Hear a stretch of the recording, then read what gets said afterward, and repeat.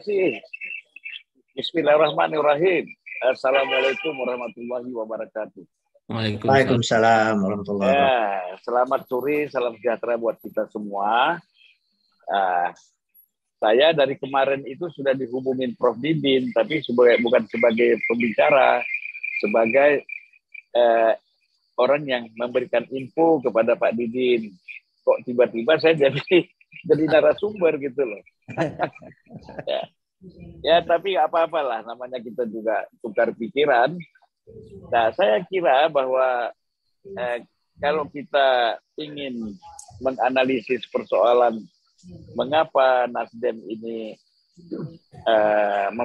mendeklarasikan Anies sebagai capres terlalu cepat, saya kira tidak terlalu cepat juga lah.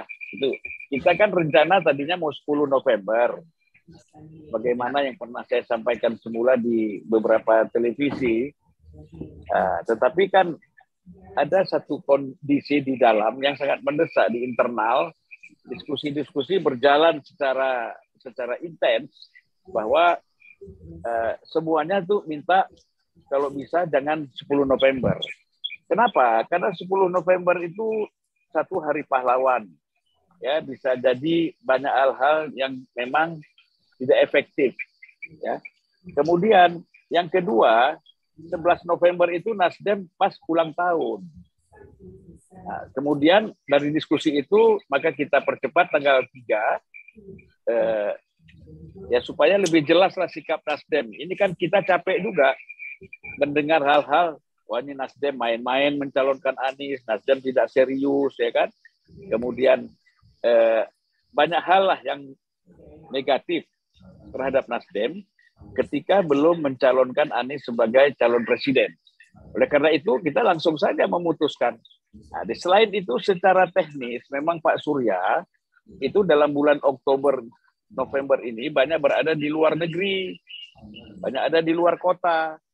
Karena apa? Karena kita ini kan ada rapat kerja wilayah. Nah, agar tidak terlalu letih nanti, langsung aja kita lakukan yang namanya deklarasi tanggal 3 Oktober. Ya, kalau soal apakah target-target Nasdem, semua partai itu pasti ingin menang, ingin besar, itu pasti. Dan mempunyai cara yang berbeda untuk mencapai kemenangan.